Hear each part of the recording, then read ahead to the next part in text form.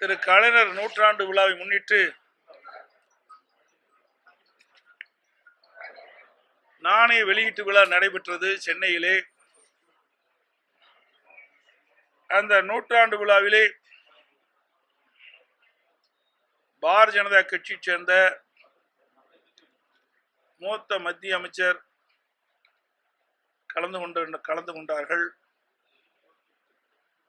அந்த நாணய வெளியீட்டு விழாவிலே பாரதிய ஜனதா கட்சியை சேர்ந்த மாநில தலைவர், தமிழ்நாட்டை சேர்ந்த மத்திய அமைச்சர் ஒருவர், இன்னும் சில பாரதிய ஜனதா கட்சியினுடைய தலைவர்கள் கலந்து கொண்டார்கள் இந்த நிகழ்ச்சியிலே. ஆனால் திராவிட முன்னேற்ற கழகம் இந்திய கூட்டணியில அங்கம் வைக்கின்றது. அந்த இந்திய கூட்டணியில அங்கம் வைக்கின்ற தேசிய தலைவர்கள் இருக்கின்ற காங்கிரஸ் கட்சியை சேர்ந்த திருமதி சோனியா அம்மையார் அவர்களையோ அல்லது காங்கிரஸ் கட்சியினுடைய தலைவர்களையோ அல்லது திரு ராகுல் காந்தி அவர்களையோ அழைக்கவில்லை. அதுக்கு மாறாக திராவிட முன்னேற்ற கழகம் ஆட்சி காப்பாற்றிக் கொள்ள வேண்டும் என்ற நிலையிலே இன்றைக்கு திராவிட முன்னேற்ற கழகம் அரசு இருந்து கொண்டிருக்கின்ற காரணத்தினாலே பல்வேறு ஊழல் வழக்குகள் நிறைந்த ஆட்சியாக இருக்கின்றது. அதையெல்லாம் மறைப்பதற்காகவும் மத்தியிலே ஆளுகின்ற ஆட்சியினுடைய தயவு வேண்டும் என்ற காரணத்தினாலே மத்தியில் இருக்கின்ற ஆட்சியாளரை அழைத்து மறைந்த திரு கருணாநிதியுடைய நூற்றாண்டு விழா நாணய வெளியீட்டு விழாவிலே அவர்கள் மூலமாக வெளியிட செய்திருக்கின்றார்கள். இதை சொன்னால் திராவிட முன்னேற்ற கழகத்திற்கும் கோபம் வருகின்றது, பாரதிய ஜனதா கட்சியை சேர்ந்த தலைவர்களுக்கும் கோபம் வருகின்றது. ஆகவே திராவிட முன்னேற்ற கழகம் இந்திய கூட்டணியில் அங்கம் வைக்கின்ற கட்சி. அப்படி அங்கம் வைக்கின்ற கட்சியை நிராகரித்து விட்டு புதிதாக என்டிஏ தேசிய ஜனநாயக முற்போக்கு கூட்டணி கட்சியை சேர்த்து கொள்ள வேண்டிய அவசியம் என்ன என்று கேள்வி மக்களிடத்தில் இருந்திருக்கின்றது. மிகப்பெரிய சந்தேகம் இருந்திருக்கின்றது. அதைத்தான் நான் சுட்டிக்காட்டினோம். விழா முதலமைச்சர் பேசுகின்றார். இந்த விழா மாநில அரசாங்கத்தால் நடத்தப்படுகின்ற விழா அல்ல, மத்திய அரசாங்கத்தால் நடத்தப்படுகின்ற விழா என்று சொல்கிறார். எனக்கு வந்த அந்த அழைப்புதலிலே மாநில அரசினுடைய எம்பளம் தான் பதிச்சிருக்குது. மாநிலத்தில் இருக்கின்ற தலைமை செயலாளர் அவர்கள் தான் எங்களுக்கு அந்த அழைப்புதலை கொடுத்திருக்கின்றார். அவருடைய பெயர் தான் இடம்பெற்றிருக்கின்றது. ஆகவே இது மாநில அரசு நடத்துகின்ற விழா, மத்திய அரசு நடத்துகின்ற விழா அல்ல. இது கூட தெரியாம ஒரு விழா நடத்துகின்ற முதலமைச்சர் தமிழ்நாடு முதலமைச்சர் திரு ஸ்டாலின். அது மட்டும் இல்ல, இதை சொன்ன உடனே பாரதிய ஜனதா கட்சியை சேர்ந்த தலைவர்கள் மாநில தலைவருக்கு கோபம் பொத்து கொண்டு வந்து என்னை பற்றி பல வசைபாடி இருக்கின்றார். ஏதோ மத்தியிலே இருந்து ஆட்சியாளர் வந்து இந்த நாணயத்தை வெளியிட்டால்தான் அதுக்கு அவர்களுக்கு புகழ் கிடைக்கும் என்ற ஒரு தோரையிலே பேசியிருக்கின்றார். நான் கருத்தை சொல்கின்ற பொழுது ஊடகத்தின் வாயிலாக பத்திரிகையின் வாயிலாக சொல்கின்ற பொழுது பொன்மனச்செம்மல் புரட்சி தலைவர் எம்ஜிஆர் நூற்றாண்டு விழா வந்த பொழுது அவருக்கு சிறப்பு செய்கின்ற விதமாக புகழ் சேர்க்கின்ற விதமாக நாங்களும் நாணயம் வெளியிட்டோம். அப்பொழுது நாங்களே அனைத்து இந்திய அண்ணா திராவிட முன்னேற்ற கழக தொண்டன் என்ற முறையிலும் முதலமைச்சர் என்ற முறையிலும் நான் வெளியிட்டேன். அதை பற்றி சிறுமைப்படுத்தி பேசியிருக்கின்றார் பாரதிய ஜனதா கட்சியுடைய தலைவர்.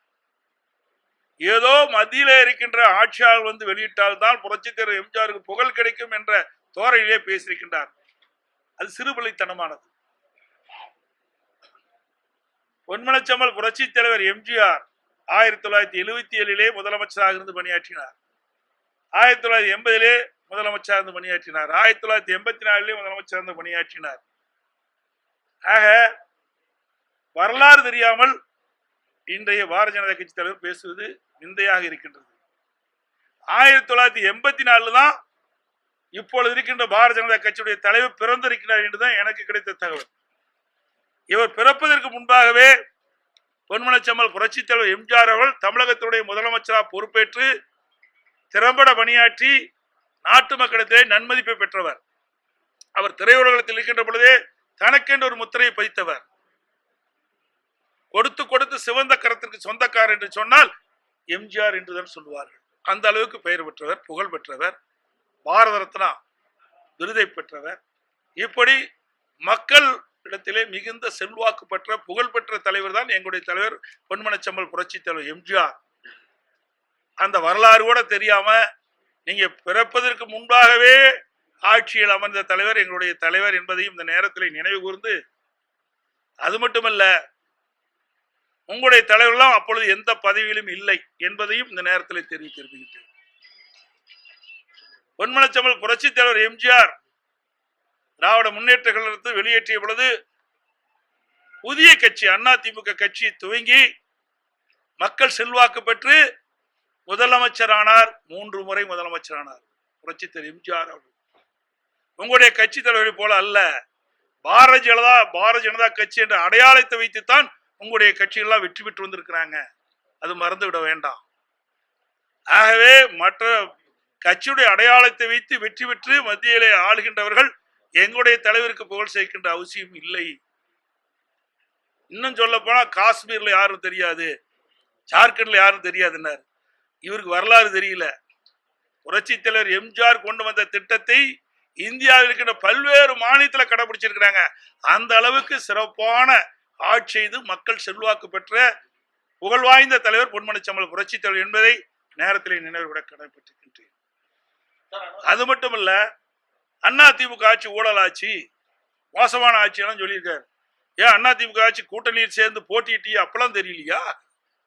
2021 எங்களோட கூட்டணி அமைச்சு தானே போட்டிட்டீங்க, சொந்த தொகுதியிலே தோத்து போயிட்டீங்களா? அதோடு அதிமுக கூட்டணி இருக்கிற போதுதான் மேலவையில பல்வேறு மசோதாக்கள் கொண்டு வந்த பொழுது அதை நிறைவேற்றுவதற்கு அதிமுக தேவை. அப்பொழுது அதிமுக நல்லா இருந்தது. இப்பொழுது இவருடைய உறவை முறிக்கின்ற பொழுது அதிமுக கெட்டதா தெரியுது. இதுதான் பாரதிய ஜனதா கட்சியினுடைய இரட்டை வேடம் என்பதை இந்த நேரத்தில் நினைவு கூற கடைபிடிக்கின்றேன். அது மட்டுமல்ல, அனைத்து இந்திய அண்ணா திராவிட முன்னேற்ற கழகம் ஆட்சி வருவதற்கு முன்பாகவே தமிழகத்தில் கடன் இருந்தது. அதோட நான் முதலமைச்சர் 5,18,000 கோடி தான் கடந்தது. கொரோனா காலம், ஒரு வருஷம் வருமானமே இல்லை. அப்பொழுது கூட நிறைய திட்டங்களை நிறைவேற்றினோம். விலைவாசி உயர்ல, வரிகள் போடல. கொரோனா காலத்துக்கு 40,000 கோடி செலவு பண்ணோம். அவை இப்படிப்பட்ட ஒரு திறமையான ஆட்சி கொடுத்தோம். ஆனால் பாரதிய ஜனதா ஆட்சி 2014 வருகின்ற பொழுது 57 லட்சம் கோடி தான் கடன் இருந்தது. இன்றைக்கு 168 லட்சம் கோடி கடனில் இருக்குது இந்திய நாடு. அப்படி என்றால் கிட்டத்தட்ட 113 கோடி கடன் வாங்கி இருக்கிறாங்க. 55 லட்சம் கோடி தான் நினைக்கிறேன். 2014 55 லட்சம் கோடி கடன் இருந்தது. 2014 மத்தியிலே பாரதிய ஜனதா ஆட்சி ஏற்படுகின்ற பொழுது 55 லட்சம் கோடி கடன். இந்த 10 ஆண்டு 2021 பார்க்கின்ற பொழுது, சரி 2024 பார்க்கின்ற பொழுது அந்த 10 ஆண்டுல கிட்டத்தட்ட 113 கோடி அதிகமாக கடன் வாங்கியிருக்காங்க. 168 கோடி இப்ப கடன் இருக்குது. என்ன திட்டத்தை கொண்டு வந்து இவ்வளவு கடன் வந்தது? பாதகம் செய்பவரை கண்டால் நாம் பயங்கொள்ளலாகாது பாப்பா, மோதி மிதித்து விடு பாப்பா, அவர் முகத்தில் உமிழ்ந்து விடு பாப்பா. அண்மை செய்திகளை உடனுக்குடன் தெரிந்து கொள்ள இணைந்திருங்கள் இயம்நாடு தொலைக்காட்சியுடன்.